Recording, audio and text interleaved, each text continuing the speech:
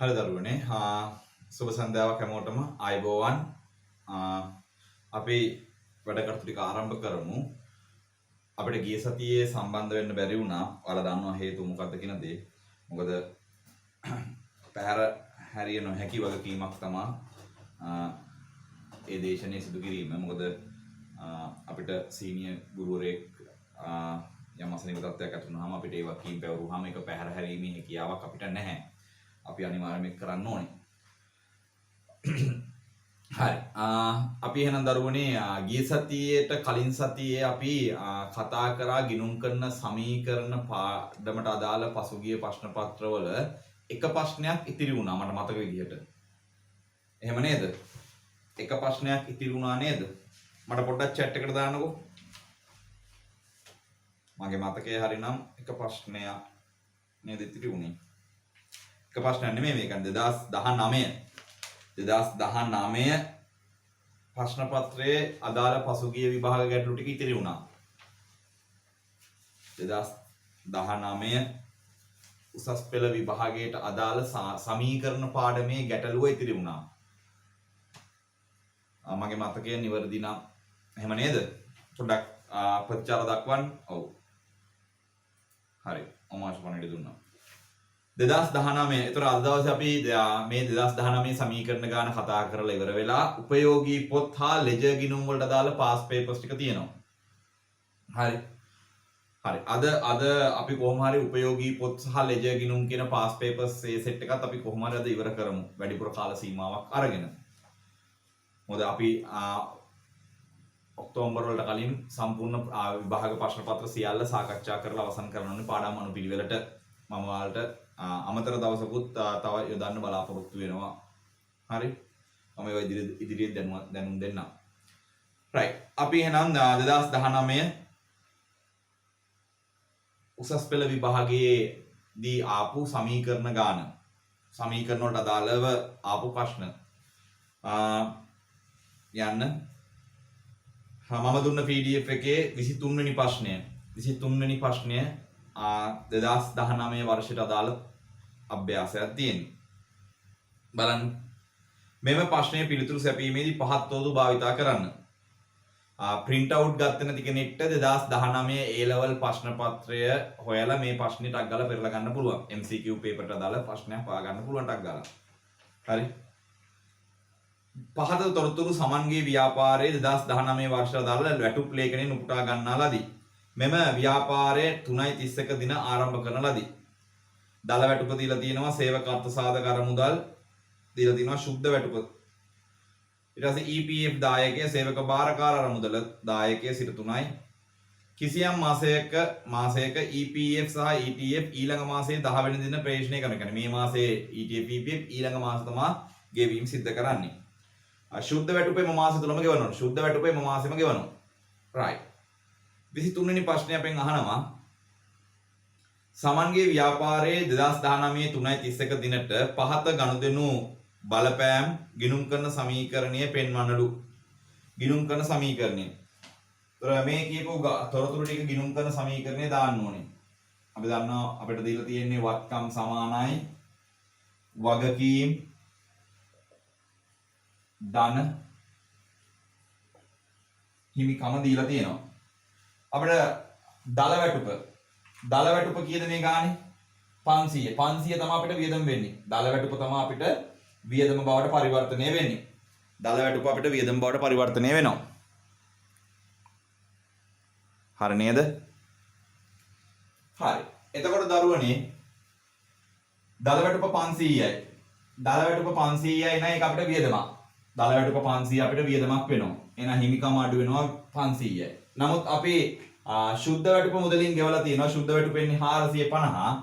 මුදලින් ගෙවුවා නම් වත්කම් අඩු වෙනවා 450යි. ඒතර සේවකයාගේ අර්ථ සාධක අරමුදල වෙනුවෙන් 50ක් අඩු කරගත්තා. ඒක අපි ගෙවන්නේ ඊළඟ මාසේ 10 වෙනිදා.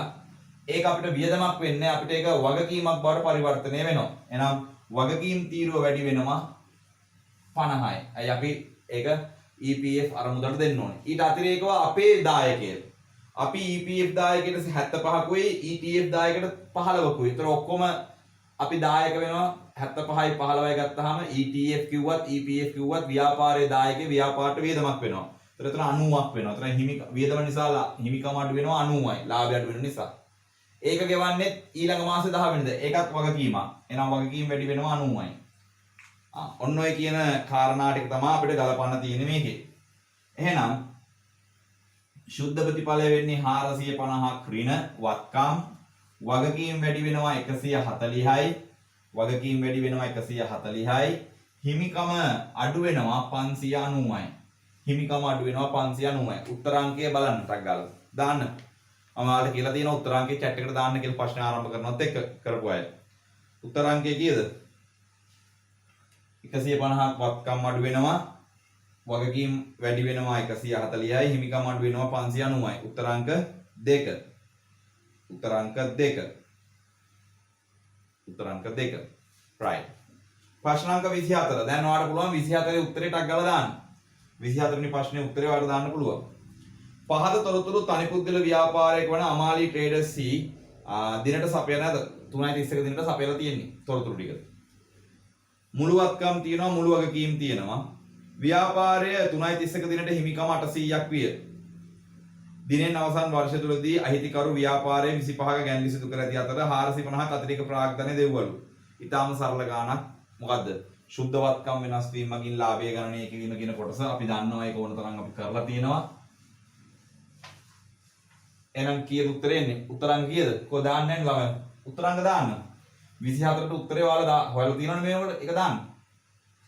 එහෙනම් අපි දන්නවා ලාභය අපිට හොයාගන්න පුළුවන්. ලාභය සමානයි අවසාන ශුද්ධ වත්කම් ඍණ ආරම්භක ශුද්ධ වත්කම් එකතු කරනවා ගැනිලි අඩු කරනවා අමතර ප්‍රාග්ධනය. අවසාන ශුද්ධ වත්කම් අපිට ගාන දීලා තියෙනවා. අවසාන වත්කම් වගකීම් දීලා තියෙනවා. අවසාන වත්කම් තියෙනවා 2750ක්. ඒකෙන් වගකීම් 1650 අඩු කරාම අවසාන දින ශුද්ධ වත්කම් වෙනවා. අවසාන දින ශුද්ධ වත්කම් 1100යි. ආරම්භක දින ශුද්ධ වත්කම් තියෙනවා ගාන දීලා 800යි කියලා. 800යි ගැනිලි එකතු කරනවා. ගැනිලි කළා තියෙනවා 250. අඩු කරනවා අමතර ප්‍රාග්ධනය 450. මේ ටික සුළු කරලා උත්තරේ ගන්න තියෙන. උත්තරාංක කීයද? ළමයි ප්‍රතිතර දක්වන්නේ නැහැ. ඔයාලා හැදුවා නම් උත්තරේ දාන්නත් ගාලා පුළුවන්. ඒතර අපිට පිළිතුර එනවා. පිළිතුර එනවා අපිට කීයක්ද? 100යි කියලා. ලාභය එන්නේ 100ක් කියලා. ලාභය අපිට 100ක් කියලා එනවා. එහෙනම් බලන්න උත්තරය ලාභය 100 වෙන්නේ මොකටද කියලා. ලාභය 100ක් වෙන්නේ කුමකටද කියලා බලන්න. අනේ අපිට උත්තරේ ලියන්න තියෙන්නේ ආයන්නට උත්තරය 100යි. අවුරුද්දේ අන්තිම දවසට හිමිකම අහනවා. අවුරුද්දේ අන්තිම දවසට හිමිකම අපි හෙව්වා 1100යි කියලා. අවුරුද්දේ අන්තිමට. يعني අයන්නට උත්තරය 1100යි. අයන්නට උත්තරය 1100යි. 1100 කියන්නේ දහස් වලින් නේ. බින්තුනකුත් දාලා දහස් කියලා 1100 දානකොට නැත්තම් 1100යි බින්තුන. ආයන්න 100යි. ඒ කියන්නේ නැත්තම් රුපියලින් ගත්තොත් ලක්ෂයයි. right? ඊළඟ ප්‍රශ්නය ඒකේ 2019 අවුරුද්දේ සෙකන්ඩ් පේපරේ ආපු ප්‍රශ්නය අපිට මොකද්ද කියන්නේ?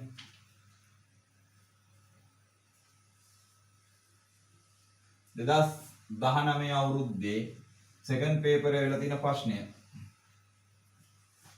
මොකද්ද? කමල් විසින් 2018 4 දින ව්‍යාපාරයක් ආරම්භ කරන ලදී. ඒ කියන්නේ ගිය අවුරුද්ද මේ අවුරුද්දේ ආරම්භයේ 2019 3.31 දිනට කෙටුම්පත් මූල්‍ය ප්‍රකාශන උටා ගන්නාලා ශේෂයන් පෙහෙමලු. කෙටුම්පත් වලින් අපිට දීලා තියෙනවා. ඒතර මේ කෙටුම්පත් වල දෝෂ තියෙන්න පුළුවන්. දේපල පිරියත හා උපකරණ තොගය ගිණුම් කරන වාර්තා වලට අනුව තමයි තොගය දීලා තියෙන්නේ. වෙළඳ ලැබිය යුතු දෑ කලින් ගෙවූ කුලිය මුදල් ශේෂය වෙළඳ ගෙවිය යුතු දෑ උපජිත වියදම් ලද අත්තිකාරම් මේ අවුරුද්දේ ලාභය තියෙනවලු 580ක් හඳුන්වා දුන් ප්‍රාග්ධනය ගාන ඒ කියන්නේ ව්‍යාපාරය පටන් ගද්දී ආරම්භයේදී හඳුන්වා දුන්න ප්‍රාග්ධනය 6000ක් තියෙනවලු ව්‍යාපාරයේ සියලු මුදල් ගනුදෙනු බැංකු ජංගම ගිණුමක් මගින් සිදු කරනවලු. ඔක්කොම ගනුදෙනු බැංකු ගිණුමක් මගින් තමයි සිද්ධ වෙන්නේ.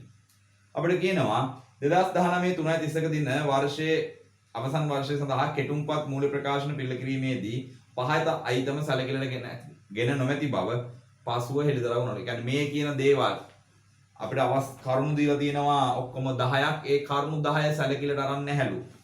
අපෙන් විභාගෙදී ඉල්ලන්නේ මොනවද? විභාගෙදී ඉල්ලනවා අංක 1 සිට අංක 10 දක්වා ඒක PDF එකේ වැදිලා නැහැ හරියට.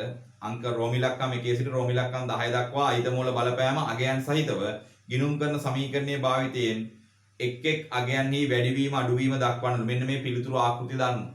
අපිට සමීකරණයක් දීලා තියෙනවා. එන්නේ සමීකරණයට දාන්න කියලා තමයි ගානේ කියන්නේ. right.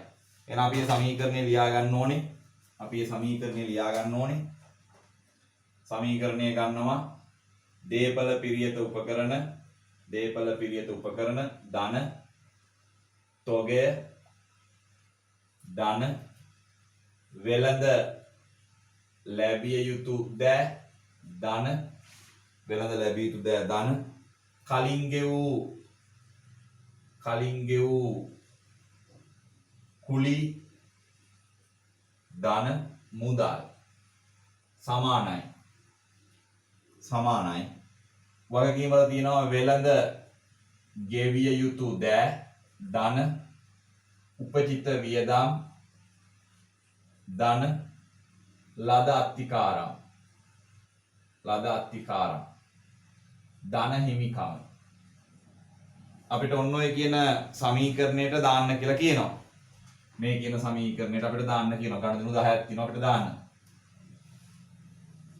ගණුදෙනු 10ක් අපිට තියෙනවා වාර්තා කරන්න. right. අද එවපු PDF එකේ මේ ප්‍රශ්න නෑනේ. පුතේ අද නෙමෙයි මේක එව්වේ. මේක ඒවල තියෙන ඊට කලින් සතියේ.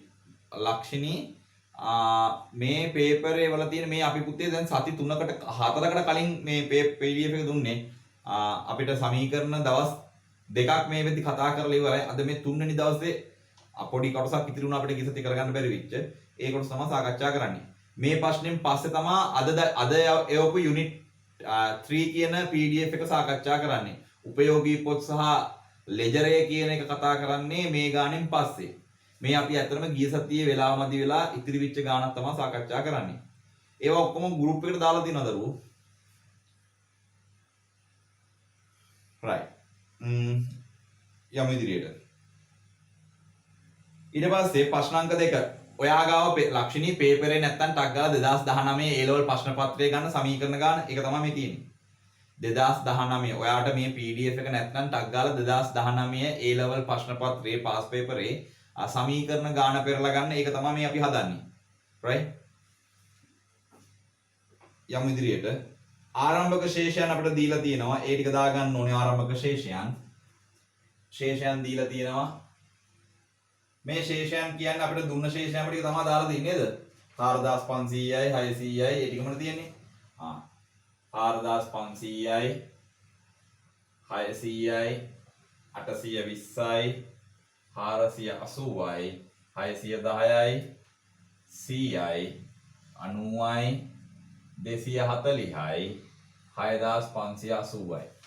අපිට ගාන පටන් ගද්දිම දුන්න ආරම්භක ශේෂයන් ටික. මේ ශේෂයන් වල දෝෂ තියෙනවා. right. ප්‍රශ්න අංක 1 ඉල්ලන්නේ ඒක. ප්‍රශ්න අංක 2 අවසන් වර්ෂ සඳහා කෙටුම්පත් ලාභයේ නිවැරදි කිරීම දැක්වෙන ප්‍රකාශය. ගැන ලාභ සංශෝධන ප්‍රකාශය හදන්නලු. ඊට පස්සේ ඉහත අයිතමයන්ගේ අංක 1 2 අංක 2යි 3යි 4යි 9යි 10යි නිවැරදි කිරීමේ ජලසටහන සංලක්ෂ සහිතව. ඒ කියන්නේ ඔක්කොම නිවැරදි කරන්න ඕනේ නැහැ. සමහර ළමයි ප්‍රශ්න හරියට කියවන්නේ නැතුව ඔක්කොම වැරදි නිවැරදි කරන්න. අපරාධ කාලය. එයා ඉල්ලන්නේ ප්‍රශ්නේ 2 3 4 9 සහ 10. ඒ ටික රවුන්ඩ් කරගත්තා නම් ඒ ටිකට විතරයි ජන සටහන් ලියන්න. ඔක්කොම ජන සටහන් ලියන්න ඕමනාවක් නැහැ.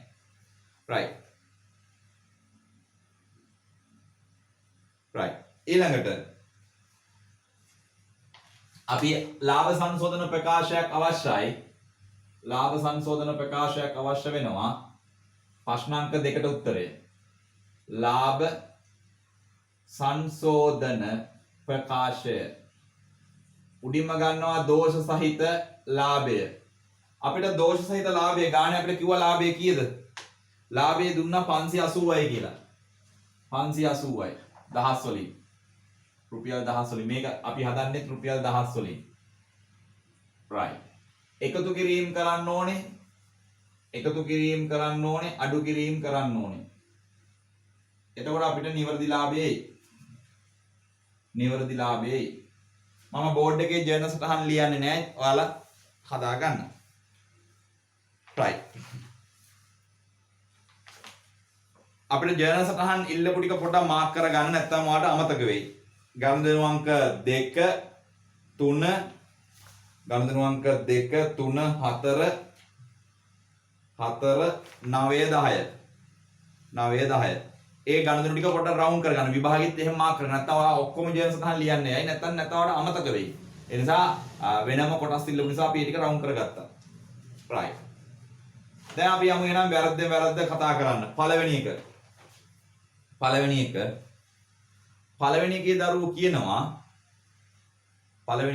අපිට 2019 3.31 දිනෙන් අවසන් වර්ෂය සඳහා දේපල පිරියත උපකරණ මත ෂෙයා රුපියල් 5 ලක්ෂයකි. මේ හැම එකක්ම මගහැරිලා අපිට ගානේ උඩම කිව්වනේ මේ හැම ගනුදෙනුවක්ම මගහැරිච්ච දේවල්. එහෙනම් 500ක් ෂෙයා කරන එක මගහැරිලාලු. එහෙනම් අපි දාමු 500ක් ෂෙයා කරද්දි මොකද වෙන්නේ? රෝම ඉලක්කම එක දේපල පිරියත උපකරණ 500ක් අඩු වෙනවා. හිමිකම අඩු වෙනවා කීයක්ද? 500ක්. අපිට ලාභ සංශෝධන ප්‍රකාශයක් තියෙනවා. ලාභ සංශෝධන ප්‍රකාශයෙන් ලාභය මොකද වෙන්නේ? අඩු වෙනවා. එහෙනම් උපකරණ يعني දේපල පිරියත උපකරණ ෂය කියලා ලාභ සංශෝධන ප්‍රකාශයෙන් 500ක් අඩු කරන්න. ලාභ සංශෝධන ප්‍රකාශය අඩු කිරීමට දනවා 500ක්. මම චුට්ටක් වේගෙන් කරනවා පුතේ. මොකද අද මේ අපි අතරම ගිය සතිවල ඉතිරි වෙච්ච කොටස තමයි මේ කරන්නේ. අද දවසේ පාඩම වෙලා උපයෝගී පොත් සහ ලෙජර් එක කියන එක. ඒක තමයි ටකල් මේ කතා කරනවා ඈ. ගැටලු තිබ්බොත් chat එකට දාන්න. ප්‍රශ්න අංක 2. ඒ කියන්නේ ගැළපී අංක 2. මාර්තු මාස ප්‍රදර්ශන කුලිය 80ක් කලින් ගෙවූ කුලී ගිණුමේ ඇතුළත් කර ඇත. ඒ කියන්නේ ප්‍රදර්ශනාගාරයේ කුලිය 80ක් මාර්තු මාසේ කුලිය කලින් ගෙවූ වියදම් වල තියෙනවලු. එහෙනම් කලින් ගෙවූ වියදම් වල ඒ 80 අයින් කරන්න ඕනේ. ඒ 80 අයින් කරලා මේ මාසේ මේ අවුරුද්දේ වියදමක්සේ දාන්න ඕනේ. එහෙනම් රෝම ඉලක්කම් 2 සමීකරණයට දාන්න වෙන්නේ රෝම ඉලක්කම් 2 කලින් ගෙවූ වියදම් වලින් අඩු වෙනවා 80යි. ඒක හිමිකමෙන් අඩු වෙනවා 80යි. හිමිකමෙන් අඩු වෙනවා 80යි. ඇයි? ඒක වියදමක්. ඒක කලින් කළ ගෙවීමන්නේ මේක මාර්තු මාසයේ වියදම. මාර්තු මාසයේ වියදම කලින් කළ ගෙවීමකට දැම්මම ඒක අයින් කරනවා. කලින් කළ ගෙවීම අඩු කරලා ඒක වියදමට දැම්මා. ලාභය අඩු වෙනවා. එහෙනම් ලාභ සංශෝධන ලාභය අඩු වෙච්ච නිසා හිමිකම අඩු කරා. ලාභ සංශෝධන ප්‍රකාශනුත් අඩු කරන්න. ලාභ සංශෝධන ප්‍රකාශයෙන් අඩු කරන්න ප්‍රදර්ශනාගාරයේ ප්‍රදර්ශනාගාරයේ කුලිය කියලා අඩු කරනවා 80ක්. ලාභ සංශෝධන ප්‍රකාශයෙන් අඩු කරනවා 80ක්. ඒකේ ජර්නල් සටහන ලියන්න කියලා තියෙනවා. අංක 2ට ජර්නල් සටහන ලියන්න තියෙනවා. දැක්කද? අපි අද රවුමක් දාපගත්ත නිසා අපි දන්නවා ජර්නල් සටහන ලියන්න තියෙනවා කියලා. ටක් ගාලා ජර්නල් සටහන ලියන්න. මොකක්ද ජර්නල් සටහන? ප්‍රදර්ශනාගාර කුලී. ඕනනම් වරහණකට දාන ආදායම් ප්‍රකාශය. මොකද මේ වෙද්දී අපි ආදායම් ප්‍රකාශය හදලා ඉවරයිනේ. ඒ නිසා ආදායම් ප්‍රකාශ කරලා තිබුණාම වඩාත් නිවැරදි. හරපාදේ මොකද්ද? ප්‍රදර්ශනාගාර කුලී. නැත්තම් වරහණකට දාන්න ආදායම් ප්‍රකාශය. හර 80යි බැර වෙන්නේ කොටද? කලින් ගෙවූ කුලී ගිණුම. කලින් ගෙවූ කුලී ගිණුමට බැර 80යි. සංලක්ෂය ලියන මොකද්ද? මාර්තු මාසයේ කුලිය හඳුනා ගැනීම. නැත්නම් කුලිය වාර්තා කිරීම. මාර්තු මාසයේ කුලිය හඳුනා වාර්තා කිරීම. මාර්තු මාසයේ කුලිය වාර්තා කිරීම අපි කරේ. සංලක්ෂය කෙටියෙන් ලියන්න පුළුවන් තරම්. හරිද? ප්‍රදර්ශනාගාර කුලී කියන්නේ වියදමක්. ඕනම ආදායම් ප්‍රකාශය හර. ඒ දෙකම ලකුණු හම්බ වෙනවා. ප්‍රදර්ශනාගාර කුලී ගිණුම කියලා ලිව්වත් ආදායම් ප්‍රකාශයේ හර කියලා ලිව්වත් දෙකම ලකුණු හම්බ වෙනවා හරපාදයේ. right? ඊළඟට බැර වුණේ කොටද කලින් ගෙවූ කුලී ගිණුමට බැර වුණා. සංලක්ෂ්‍ය ලිව්වා මාර්තු මාසයේ කුලී වියදම හඳුනා ගැනීම නැත්නම් වාර්තා කිරීම. right. තුන්වෙනි වැරද්ද. මාර්තු මාසයේ රුපියල් 5ක විදුලි බිල 3.31 දින ගෙවා හෝ ගිණුම්ගත කර නොමැත. විදුලි බිල උපජිතයිලු. එහෙනම් මොකද වෙන්නේ? ප්‍රෝමිලක්කම් තුන ඉතාම සරල මට්ටමේ ඒවා. එහෙනම් අපි ගෙවිය යුතු උපජිත වියදම්. උපජිත වියදම් දාන වෙනවා කීයද? 5යි. හිමිකම අඩු වෙනවා. හිමිකම අඩු වෙනවා 5යි. උපජිත වියදම් වැඩි වෙනවා 5යි. හිමිකම අඩු වෙනවා 5යි. ඒක අපිට වියදම එන ලාභ සංශෝධන ප්‍රකාශයෙන් අඩු කරනවා විදුලි වියදම කියලා 5යි. විදුලි වියදම කියලා ලාභ සංශෝධන ප්‍රකාශයෙන් අඩු කරනවා. ඒකේ ජර්නල් සටහනලා තියෙනවා. මොකද්ද ජර්නල් සටහන? විදුලි වියදම් නැත්නම් ආදායම් ප්‍රකාශය. හර. විදුලි වියදම් ගිණුම කියලා කිව්වත් ආදායම් ප්‍රකාශය කියලා කිව්වත් දෙකම හරි ඈ. හර පාදේ ඒක. විදුලි වියදම් නැත්නම් ආදායම් ප්‍රකාශය. හර. 5යි. උපජිත විදුලිය නැත්නම් ගෙවිය යුතු විදුලිය බැර 5යි. සංලක්ෂ්‍ය වාර්තා කරන්න ගෙවිය යුතු විදුලිය වාර්තා කිරීම. සංලක්ෂ්‍ය වාර්තා කරන්න ගෙවිය යුතු විදුලිය වාර්තා කිරීම. ගෙවිය යුතු විදුලිය වාර්තා කිරීම.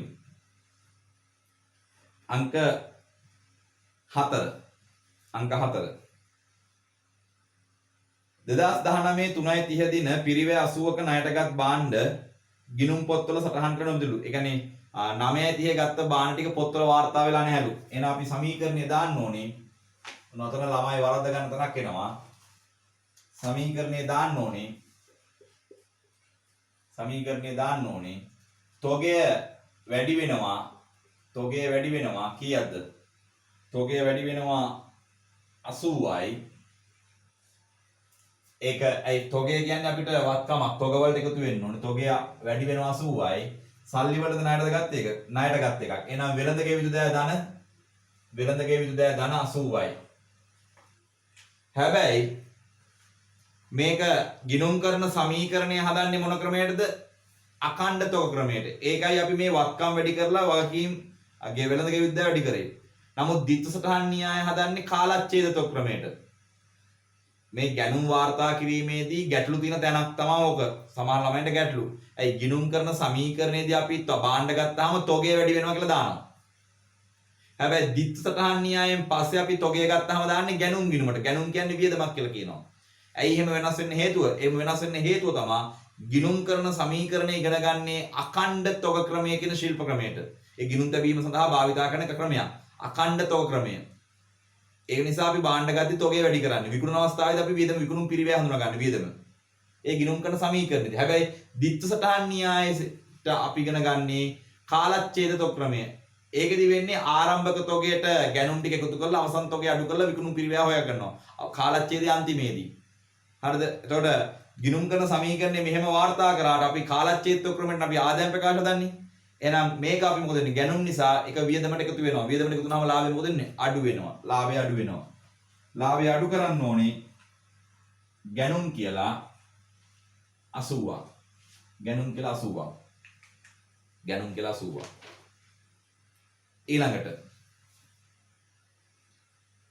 ඊළඟට අංක 5. අංක 5.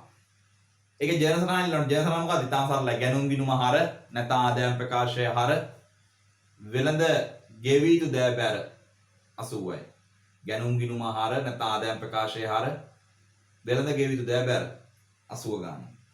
පස්වෙනි වැරද්ද.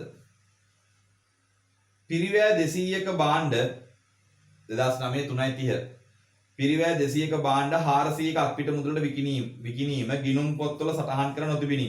කෙසේ වුවද මේ සඳහා ලද චෙක්පත 4.1 දින බැංකුවේ තැන්පත් කර තිබෙනවා. කියන්නේ 4.1 කියන්නේ ඊළඟ අවුරුද්දනේ. අපි ඒක අපිට අදාළද? නැහැ. අපිට ඊළඟ අවුරුද්දේ කතන්දරේ අපිට අදාළතාවයක් නැහැ. අපිට කියනවා 3.31 වෙනවා. 3.30 අත්පිට විකිණීම සිද්ධ වෙලා තියෙනවා. ඒක පොත්වල වාර්තා වෙලා නැහැලු. එහෙනම් කොහොමද වාර්තා වෙන්නේ? බැංකුවේ තැන්පත් කරලා තියෙන 4.1 ඊළඟ අවුරුද්දේ. ඊළඟ අවුරුද්දේ වල මෙතන ගලපන්නේ නැහැ. ළමයි පටලවන්න තමයි දීලා තියෙන්නේ. එතකොට පස්වෙනි ගනුදෙනුව තොගය අඩු වෙනවා. 200ක තොගය 200ක තොගය අඩු වෙනවා. මුදලට විකුණු නිසා මුදල් වැඩි වෙනවා. මුදල් වැඩි වෙනවා කීයක්ද? 400යි. හිමිකම වැඩි වෙනවා 200යි. හිමිකම වැඩි වෙනවා 200යි. මේක අපිට ආදායම් ප්‍රකාශයේ අපි දාන්න ඕනේ විකුණුම් කියලා. ආදායම් ප්‍රකාශයේ විකුණුම් කියලා. ආදායම් ප්‍රකාශයේ විකුණුම්. ආදායම් ප්‍රකාශයේ විකුණුම්. හරිද? ආදායම් ප්‍රකාශයේ විකුණුම් වලට දාන්න ඕනේ.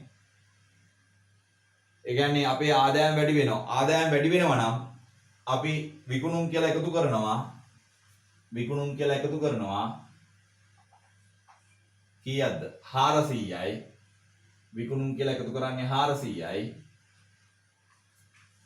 මෙයා විශේෂ ප්‍රකාශයක් කරා. ඔයාලට මම හිතන්නේ දකින්න නැති විශේෂ ප්‍රකාශය මොකක්ද දන්නවද? තොගේ ගාවට යන්න. තොගේ ගාවට. ඔයාලා හැමෝම තොගේ ගාවට ගිහිල්ලා හොඳට බලන්න. එයා තොගේ ගාව විශේෂ ප්‍රකාශයක් කරනවා. මොකද්ද තොගේ ගාව කළ දින ප්‍රකාශය? තොගේ ගාව කරනවා එයා ප්‍රකාශයක් ඒ කියන්නේ ගිණුම් කරන්නේදී තොගේ අරන් තියෙන්නේ ගිණුම් වාර්තා පදනම් වල. ගිණුම් කරන වාර්තා වලට අනුවලු තොගේ හඳුනගෙන තියෙන්නේ. හරිද? තොගේ හඳුනගෙන තියෙන්නේ ගිණුම් වාර්තා වලට අනුකූලව. ඒ කියන්නේ භෞතික තොග නෙමෙයි අරන් තියෙන්නේ. සත්‍ය වශයෙන් තියෙන තොගේ නෙමෙයි. අපේ ගිණුම් පොත්වල තියෙන තොගේ තමයි අරන් තියෙන්නේ. හරිද?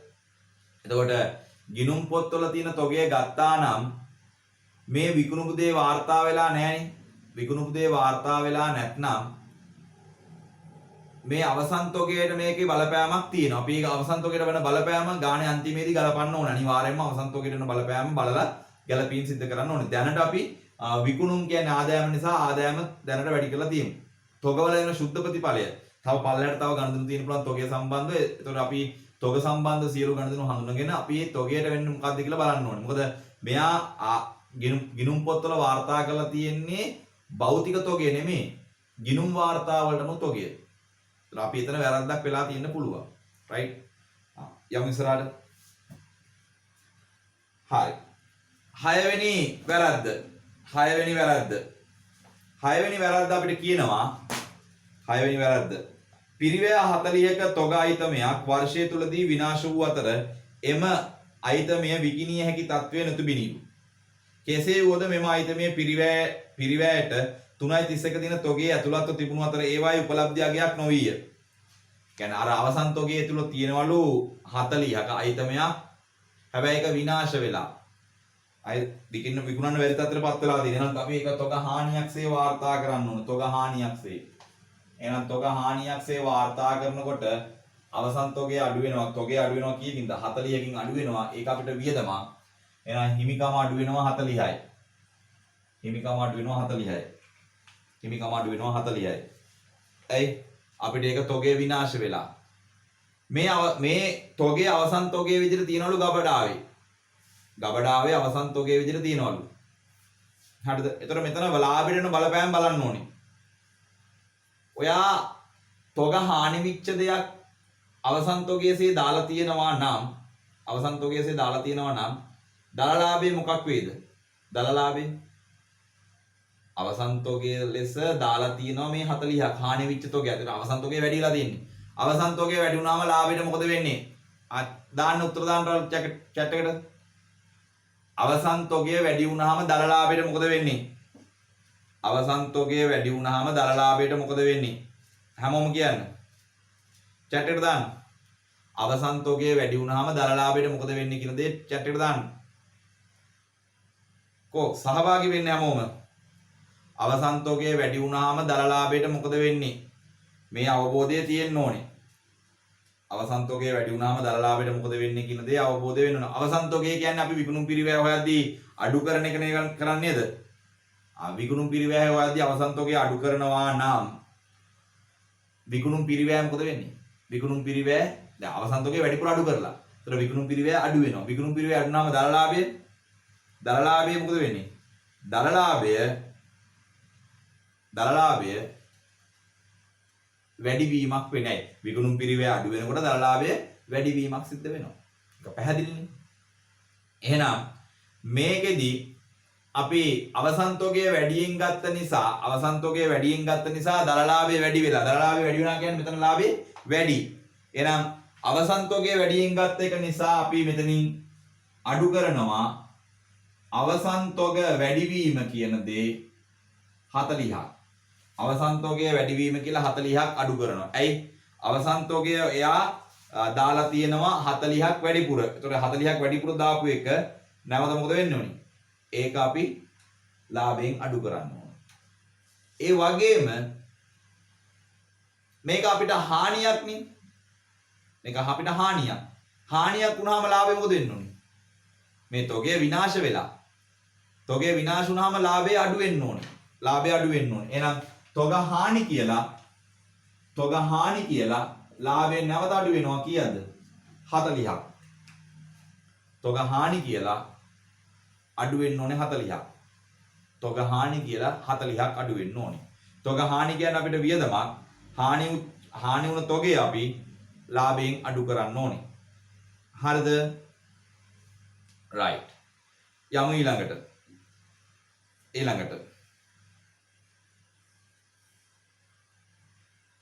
ඊළඟට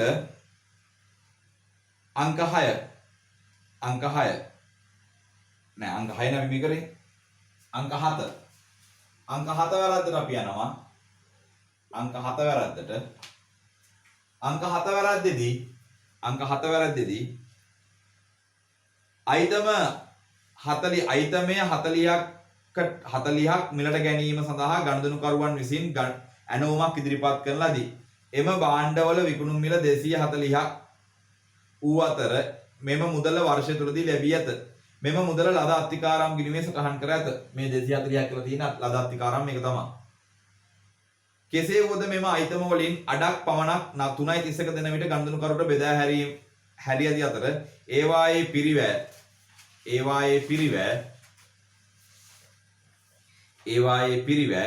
80000කි. තවද මෙම බෙදා හැරීමට අදාළ කිසිදු සටහනක් තබා නොමැත. ඉතිරි භාණ්ඩය බෙදා හැරිය යුත්තේ ඉදිරි වර්ෂයේදී. එතකොට අපි භාණ්ඩ බෙදා හැරීමක් සිද්ධ කරලා තියෙනවා 240ක් අත්තිකාරමක් හම්බ වෙලා තියෙනවා. නමුත් ඒකෙන් භාගයයි අපි මේ අවුරුද්දේ අන්තිමට යවලා තියෙන්නේ. ඒතර මේ අවුරුද්දේ අපි භාගයක් යවුවා නම් අපේ මේ විකුණුම් අත්තිකාරම් වලින් භාගයක් අපිට උපලබ්ධ වෙනවා මේ අවුරුද්දේ. එහෙනම්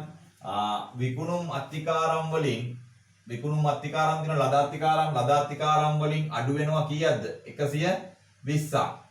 120ක් අඩු වෙනවා භාගයක් යවලානේ. ඒතර ඒ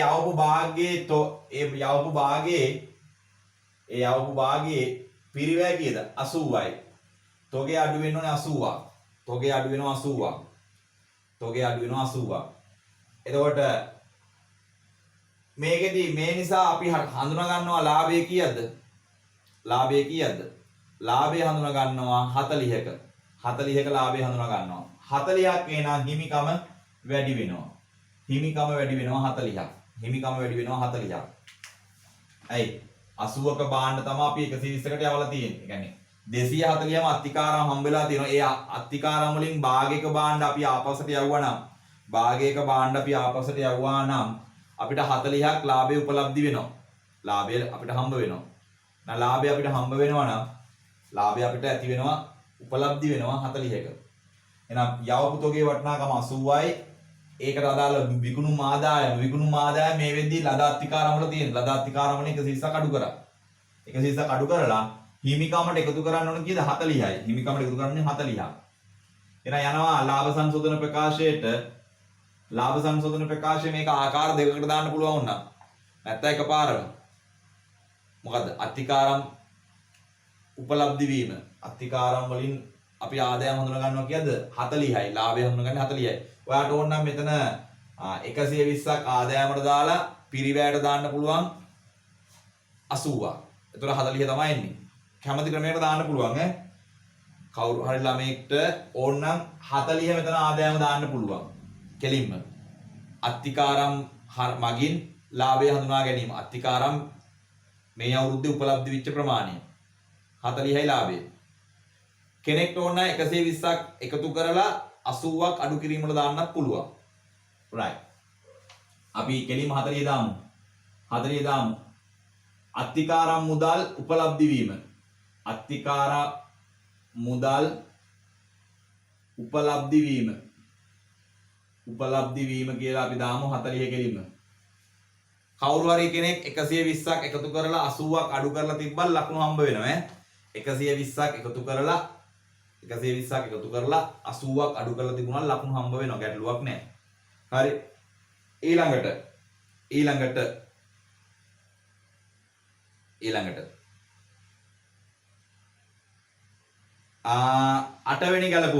අටවෙනි ගැලපුම මොකද්ද? 20ක 3.28 දින ණයගැතියෙකුගෙන් 20ක චෙක්පතක් බැංකුවේ ලද චෙක්පත 20000ක් බැංකුව විසින් 3.31 දින අගරු කර ඇති බව බැංකු ප්‍රකාශනයේ හෙළිදරව් වුණාලු. එහෙනම් බැංකු ප්‍රකාශනයේ හෙළිදරව් වෙලා බැංකු ප්‍රකාශනයේ හෙළිදරව් වුණා නම් අපි ගලපන්න ඕනේ. ඒතර මොකද වෙන්නේ? ණයගැතියෙකුගෙන් ලැබුණු චෙක් එක අගරු වෙලා. එහෙනම් අපි අංක 8 ණයගැතිභාවය වෙනද ලැබුද්ද නැවත වැඩි වෙනවා කීයක්ද? 20ක්. මුදල් අඩු වෙනවා 20ක්. ඒක ලාභයටවත් කොහෙඩක්වත් බලපාන්නේ නැහැ. ණයගැතිභාවය වෙනද ලැබුද්ද වැඩි වුණා 20යි, මුදල් අඩු වුණා 20යි. ඒක ලාභයට බලපෑමක් මොකුත් සිද්ධ කරන්නේ නැහැ. ලාභයට බලපෑමක් සිද්ධ කරන්නේ නැහැ ඒක. ඊළඟට අංක 9 කියනවා 2019 3.31 දින ණයගැතියෙකු විසින් රුපියල් 50ක චෙක්පත බැංකුවට ඍජුවම තැන්පත් කර ඇති බව බැංකු ප්‍රකාශන අනාවරණය විය. කෙටුම්පත් මූල්‍ය ප්‍රකාශන පෙළ කිරීමේදී මෙම මුදල අය කරගත නොහැකි වටිනාකමක් ලෙස කපා හැර ඇත. ඒ කියන්නේ බොල් නෑසේ කපා හැරලා තියෙන කෙනෙක් සල්ලි දීලා කීයක්ද? 50ක් බැංකුවට සල්ලි දාලා. එහෙනම් කපාල මුදල් නැවත ලැබීම. අංක 9. කපාල බොල් නෑයක් නැවත ලැබුණාම මුදල් තීරුව ධන වෙනවා 50යි. ඒක අපිට වියදම් අඩු වීමක්. වියදම් අඩු වෙනකොට ලාභය වැඩි වෙනවා. ලාභය වැඩි නිසා හිමිකම වැඩි වෙනවා 50යි. ඒක ඔයා වියදම් අඩු වීමක්සේ දාන්නේ. අයි බොල් නෑසේ දාපු එකක් අපිට නැවත හම්බ වෙලා. ඒක අපිට වියදම් අඩු වීමක්. එහෙනම් ජර්නල් සටහන අපෙන් ඉල්ලනවා ඒකේ. 9 වෙනි එකේ ජර්නල් සටහන ඉල්ලනවානේ. එහෙනම් ජර්නල් සටහන මොකක්ද වෙන්නේ? මුදල් ගිණුම හර ආදායම් ප්‍රකාශය බැර. කෙනෙක්ට ඕන නම් බොල් ණය ආපසු ලැබීම කියලා දාන්න පුළුවන්. බොල් ණය ආපසු ලැබීම කියලා දාන්න පුළුවන්. හරිද? බොල් ණය ආපසු ලැබීම කියලා දාන්න පුළුවන්. මොකක්ද ජන සරණ වෙන්නේ? මුදල් ගිණුම හර ආදායම් ප්‍රකාශය නැත්තම් බොල් ණය ආපසු ලැබීම බැර 50යි. ඒක අපේ ලාභ සංශෝධන ප්‍රකාශයට එකතු වෙනවා. ආපසු ලද බොල් ණය කියලා 50ක්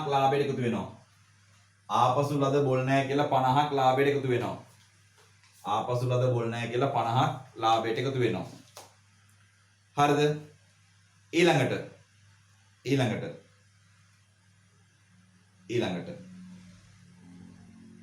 අංක 10 ව්‍යාපාරයේ විසින් ගෙවූ අහිතිකරුගේ දරුවාගේ විභාග ගාස්තු 2000 බැංකු ප්‍රකාශනයේ හෙළිදරව් විය. විභාග ගාස්තු ගෙවලා දරුවාගේ. එහෙනම් ගැණිලි නේද? ගැණිලි නිසා මොකද වෙන්නේ?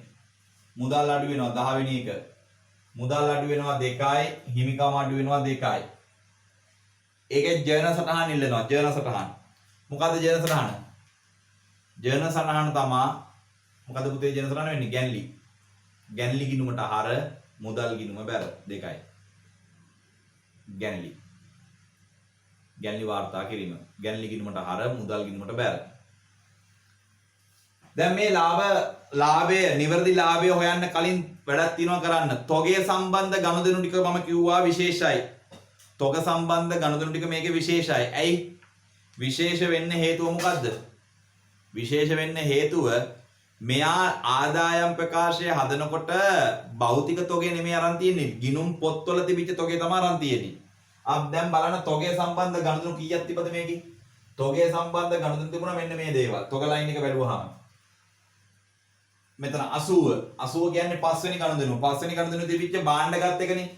මේ භාණ්ඩ ගත්ත 80 පොත්වල වාර්තා කරේ නැත්නම් ඔයාගේ අර අවසන් තොගේ තුලේ 80 තියෙනවද? ළමයි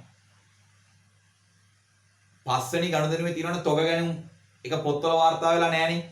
පොත්වල වාර්තා වුණේ නැත්නම් මේ කාලච්ඡේදයේ අන්තිම තියෙන තොගය මේ කියන්නේ අපිට ගානේ දුන්න නේද අන්තිම තොගය කීයද 600යි කියලා. ඒ 600 තුල ඒ 80 තියෙනවද? නැහැ. ඇයි? එයා ඒ 600 අරගෙන තියෙන්නේ ගිණුම් පොත් වලින්. එහෙනම් ගිණුම් පොත් වල 80 වාර්තා වුනේ නැත්නම් අවසන් තොගයේ 80ක් අඩුවෙන් තියෙන දා එතන. දැන් 80ක් අඩුවෙන් නම් අවසන් තොගයේ අඩු වෙලා නම් ලාභයෙන් මොකද ඇත්තේ? දැන් මම ඔයා කිව්වා අවසන් තොගයේ වැඩි වෙද්දී ලාභය වැඩි වෙනවා කියලා. අනුලෝම සම්බන්ධතාවයක් තියෙන්නේ. අවසන් තොගයේ වැඩි වෙනකොට ලාභය වැඩි වෙනවා. විකුණු පිරිවේ අඩු වෙන නිසා ලාභය වැඩි වෙනවා. දැන් ඒතකොට අවසන් තොගය වැඩි වෙන්න ඕන එකක් දාලා නැහැ. ඇයි? අත්පිට ගත්ත අත්පිට නෙමෙයි ණයටනේ. ණයට ගත්ත 80 පොත්වල වාර්තා වෙලා නැහනේ. එහෙනම් 80 පොත්වල වාර්තා කරේ නැත්නම් අපේ අවසන් තොගය 600 ඒ 80 නැහැ. එහෙනම් ලාභෙට මොකද වෙන්න ඕනේ දැන්? අවසන් තොගය වැඩි වෙන්න. අවසන් තොගය වැඩි වෙනවා කියන්නේ ලාභය වැඩි වෙන්න ඕනේ. එහෙනම් ලාභය වැඩි කරන්න ඕනේ අවසන් තොගය වැඩි කියන්නේ ගැනුම් ඇතුළත් කියන්නේ අවසන් තොගය ඇතුළත් නොවු ගැනුම් කියලා. අවසන් තොගය ඇතුළත් නොවු ගැනුම් කියලා ලාභය වැඩි වෙන්න ඕනේ. අවසන් තොගයේ ඇතුළත් නොවු අවසන් තොගයේ ඇතුළත් නොවු ගැනුම් කියලා 80ක් එකතු වෙන්න ඕනේ.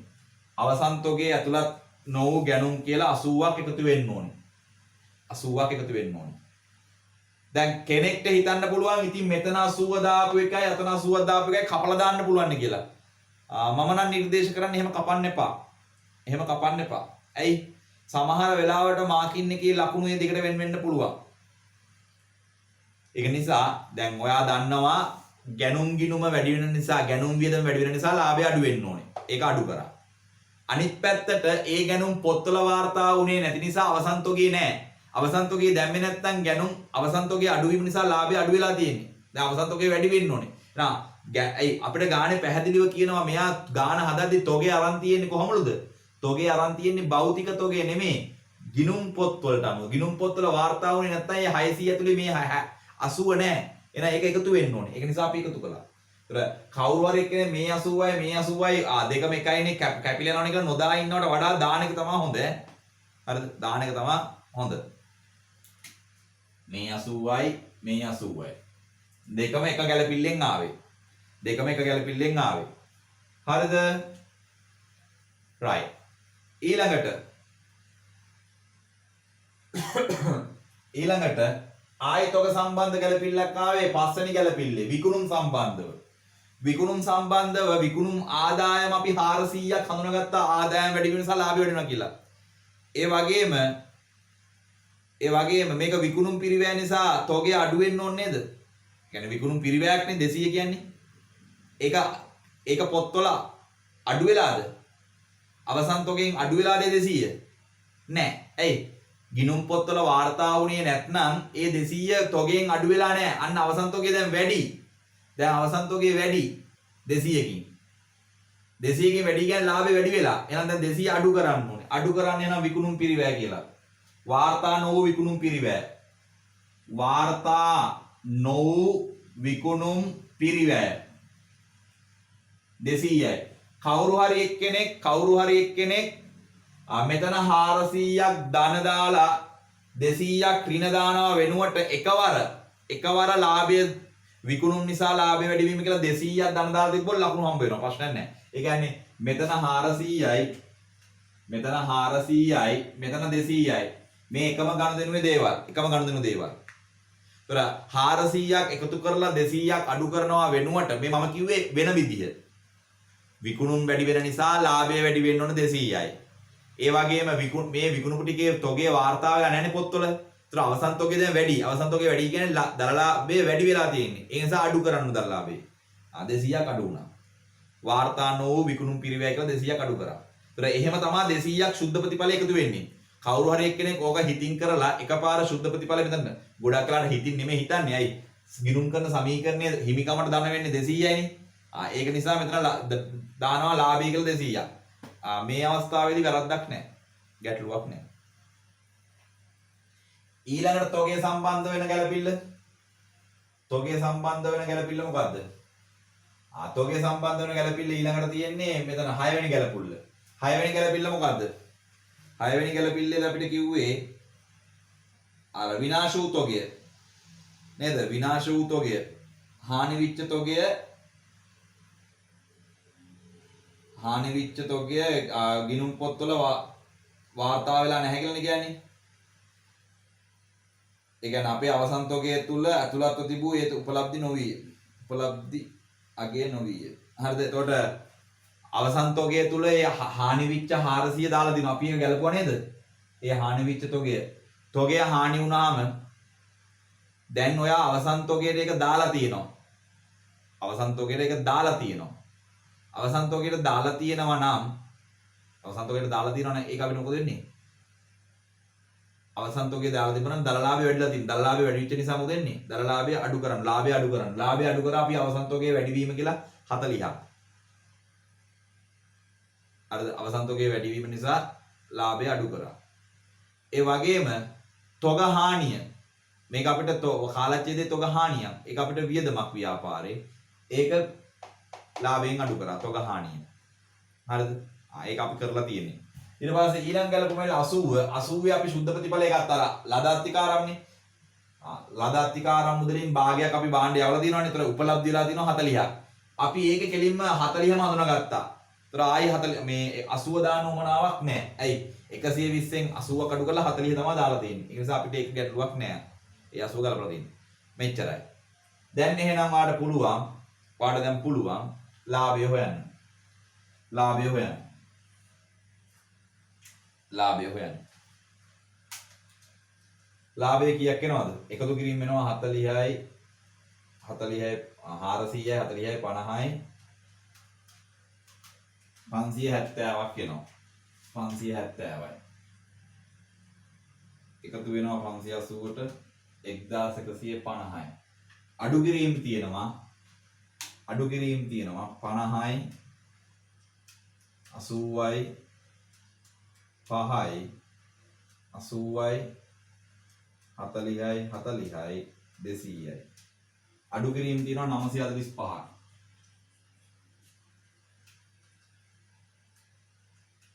එතකොට අපිට එනවා 205ක්. 205ක් එනවා ලාභය. 205ක් එනවා ලාභය. 205ක් එනවා ලාභය. 205ක් එනවා ලාභය.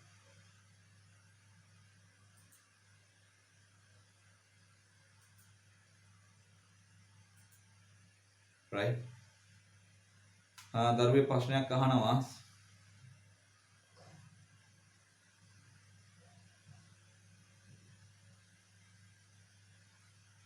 සර් මෙතන විකුණුම් පිරිවැය කියලා අරගන්නේ අනිත් ඒවා ගන්නේ තුව හිටියොත් වැරදිද? මෙතන විකුණුම් පිරිවැය කියලා අරගෙන අනිත් ඒවා ගන්න නැතුව විකුණුම් මෙතන මම කිව්වේ මෙතන 400යි 200යි දෙකක් දාන්න නැතුව 200 දාන්න පුළුවන්. ඒ වගේම අපි 80ක් එකතු කළා 80ක් අඩු කළා. ඒකත් ඕන නොදා ඉන්න පුළුවන්. හරිද?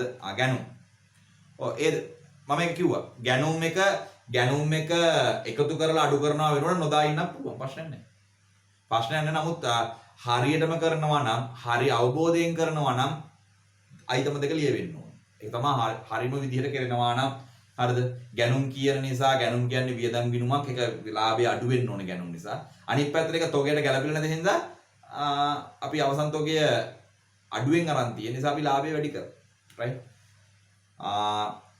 ඒ ක්‍රම දෙකටම ලකුණු හම්බ වෙන ප්‍රශ්නයක් නැහැ. right. මම හිතන්නේ අපි යමු ඊළඟ කොටසට.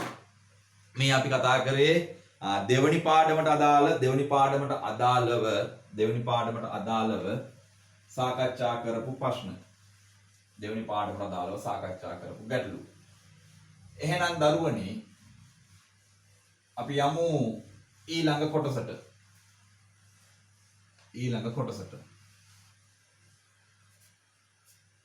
right. අපි දැන් කතා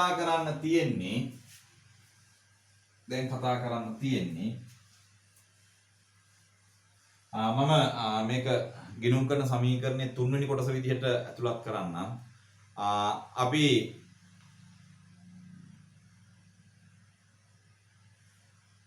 දැන් අපිට ආරම්භ කරන්න තියෙන්නේ උපයෝගී පොත් සම්බන්ධව ගනුදෙනු.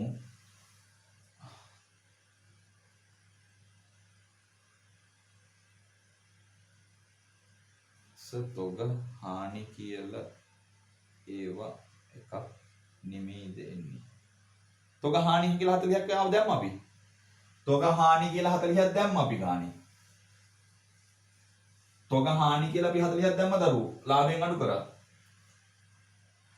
තොග හානි කියලා අපි අඩු කරා.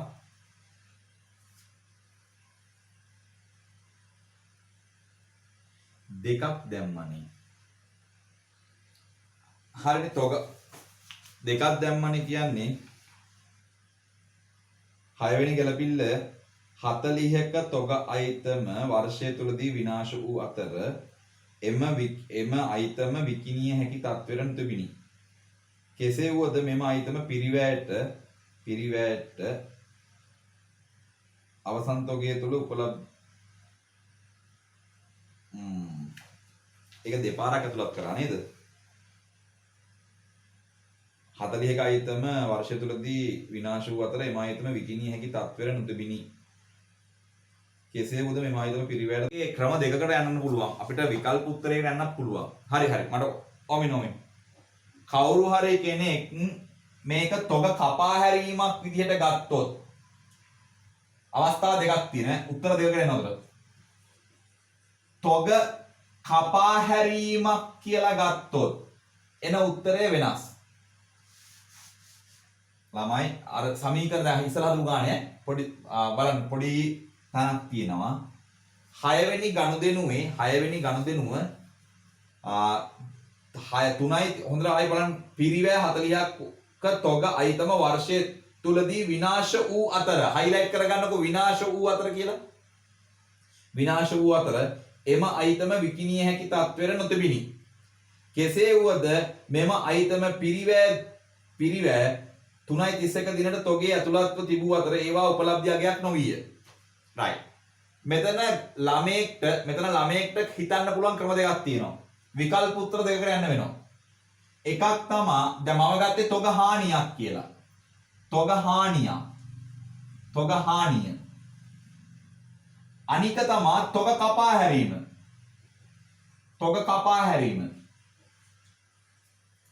ඔය 6 වෙනි ගනුදෙනුව ළමයෙක්ට හිතන්න පුළුවන් ක්‍රම දෙකයි. ඒ ක්‍රම දෙකට අනුව උත්තර දෙකක් එනවා. විකල්ප උත්තර දෙකක් එනවා. තොග හානියක් කියලා කපා හැරියොත්, තොග හානියක් කියලා හිතුවොත් ඒක කාලච්ඡේදයේ වියදමට ගන්න ඕනේ. අවසන් තොගෙන් අයින් කරන්න ඕනේ. ඇයි? තොගය හානි වෙලා නම් තොගය ඉවත් කරන්න. තොගය ඉවත් කිරීම, තොග හානිය කියන්නේ අපිට වියදමක්. අවසන් තොගේ වැඩිපුර දාලා තිබෙන නිසා ඒකත් ලාභය අඩු වෙන්න ඕනේ. එතකොට 40 දෙකක් අඩු වුණා. 40 දෙකක් අඩු වුණා. කවුරු හරි කෙනෙක් මේක තොග කපා හැරීමක් විදිහට ගත්තොත් ඒකට පොඩි ඉංගියක් දීලා දෙන ළමයට ඒ පැත්තට යන අවස්ථාව දෙන්න මොකද උපලබ්ධිය අගය ගැන කියනෝනේ. ඒතර ළමයා හිතනවා අවසන් තොග අගය කිරීම සුද්ධ උපලබ්ධිය අගය පිරිවැය අවසන් තොගයට දාන්න පිරිවැය හරි. සුද්ධ උපලබ්ධිය අගයක් දැන් 0යි. සුද්ධ උපලබ්ධිය අගය පිරිවැය කපා හැරෙනෝනේ සුද්ධ උපලබ්ධිය අගය දක්වා. තොග කපා හැරීමක් කියලා මේක හිතුවොත් මෙතනට එන්නේ ලාභයට 1.40යි. ලාභයෙන් අඩු වෙන්නේ 1.40යි. දැන් එහෙනම් මම ඉස්සෙල්ලා හදපු උත්තරේ කීයද ආවේ මට 200 කීයද මට ආවේ 245 දෙන්න. මට 245 ලාභය ආවේ. නිවැරදි ලාභය ආවේ 245 නේ. කවුරු හරි එක්කෙනෙක් මේක තොග කපා හැරීම කියලා හිතුවොත් අනිවාර්යයෙන් මෙයාගේ නෑ මට ආවේ 205ද 205යි 205යි 205ක් තමයි මම සුළු කරාම ආවේ. ඇයි 40 අඩු වුණා. ඒතර ඔයා 140 නම් අඩු කරන්නේ ඔයාගේ ලාභය 245ක් වෙයි. ඔන්න විකල්ප උත්තර දෙකක්. විකල්ප උත්තර විකල්ප ඔය ක්‍රම දෙකම ලකුණු දෙනවා. ඇයි? ගාන දින තොරතුරු අනුව. ගානේ එක තැනක කියනවා වර්ෂයේ තුලදී තොග හානි විය. හයිලයිට් කරගන්න හානි කියන වචනේ. වර්ෂයේ තුල තොගය හානි වුණා නම් ඒක අපිට අලාභයක්. ඒක අපි තොගේ පොතුන ඉවත් කරන්න ඕනේ. එහෙම වුණොත් අවසන් තොගේ දාපු එක වැරදි. අවසන් තොගේ දැම්ම නිසා ලාභය වැඩි වෙලා තියෙන්නේ. එහෙනම් ලාභය අඩු කරන්න ඕනේ. 1.40ක් ලාභය අඩු කරා. ඒ කියන්නේ අවසන් තොගේ වැඩියෙන් දාපු නිසා ලාභය අඩු කරා 40යි. අනිත් පැත්තට අපිට වියදම තොගේ හානි වෙච්ච නිසා ලාභය අඩු කරා. 40 දෙකක් එනවා තොග හානි නම්. තොග හානි. තොග කපා හැරීම කියන්නේ වෙනම කතන්දරයක්. තොග කපා හැරීම කියන්නේ LK සංක දෙකට අනුව අවසන් තොගේ අගය කරද්දී පිරිවැය හා සුද්ධ උපලබ්ධිය අගය යන දෙකෙන් අඩු අගයට. දැන් මෙයා මේ තොරතුරු දෙකම දෙනවා. ඒතර ළමයෙක්ට පැටලෙන්න පුළුවන්. එහෙනම් විකල්ප උත්තර ලෙස මේ දෙකම හම්බ වෙනවා. ඒ කියන්නේ කවුරු හරි එක්කෙනෙක් ලාභය හොයනකොට 42ක් අඩු කරා නම් අවසන් තොගේ වැඩි වීම කියලා 40ක් අඩු කරලා තොග හානි කියලා 40ක් අඩු කරා නම් ලාභය 205යි. ඒකට ලකුණු හම්බ වෙනවා. කවුරු හරි එක්කෙනෙක් මේක තොග කපා හැරීමක් කියලා ගත්තොත් එයා අඩු කරන්නේ 140ක් විතරයි. එහෙනම් තොග කපා හැරීමක් කියලා දැම්මොත් ලාභය 245ක් වෙයි. හරිද පුතේ? කීපද තේරෙනවද? වෙලාවට මේක ඇහුවේ වෙලාවට ඇහුවේ. ආයක දරුවෙක් දාලා තියෙනවා සර් උත්තර පත්‍රයේ තියෙන්නේ 245යිනේ කියලා. එක දරුවෙක් දාලා තියෙනවා උත්තර පත්‍රයේ තියෙන්නේ 245යි කියලා. හරි. පුතේ ඔයාලගේ පාස් පේපර් පොත්වල තියෙන්නේ අන්තිම උත්තරේ නෙමෙයි. ඒකත් මතක තියාගන්න. ඔයාලගේ පාස් පේපර්ස් පොත්වල තියෙන්නේ අන්තිම පිළිතුර නෙමෙයි. ඒ තියෙන්නේ ප්‍රථමයෙන්ම නිකුත් කරලා තියෙන පිළිතුරු පත්‍රය. නමුත් පේපර් මාකින් එකේදී මේ පිළිතුරු සංශෝධනය කිරීම සිදු කරනවා. විකල්ප පිළිතුරු වලට යනවා. මේක අවස්ථාවක්. මේක අවස්ථාවක්. ළමයෙක් තොග කපා හැරීමක් කියලා හිතුවොත් මේ විදිහට තොග කපා හැරීමක් කරද්දී 40යි. තොග හානියක් කියලා ගත්තොත් මොකද වර්ෂය තුල තොග හානි කියලා ගන්න වෙන විශේෂයෙන් කිව්වා. එහෙනම් ඒක අපිට තොග හානියක්සේ ගන්න පුළුවන්. ළමයට අවස්ථා දෙකක් දීලා තියෙනවා. රයිට්? මම හිතනවා තේරුණා කියලා. තොග හරි. හානි නේද? පුතේලා තේරුණා නේද කියපු දේ? කවුද මේ ප්‍රශ්න නම? අපි ඉල්ලීමක් කරා නම් කියන්න එපා කියලා නේ. නම් කියන්න එපා කියලා ඉල්ලීමක් කරානේ. හරිද? මට දාන්න ගාලා කියපු දේ තේරුණාද? මේ 6 වෙනි ගණදෙනුව තොග හානියක් කියලා ගත්තොත් ලාභය වෙනස්. තොග කපා හැරීමක් කියලා ගත්තොත් එක උත්තරයක්. හරි නේද? රයිට්. අපි එන යමු. වෙලාවට ඇහුවේ නැත්තම් මේක මොකද උත්තර පත්‍රයේ තිබිලා තියෙන්නේ 245. මම ගත්තේ මේ විදිහටනේ.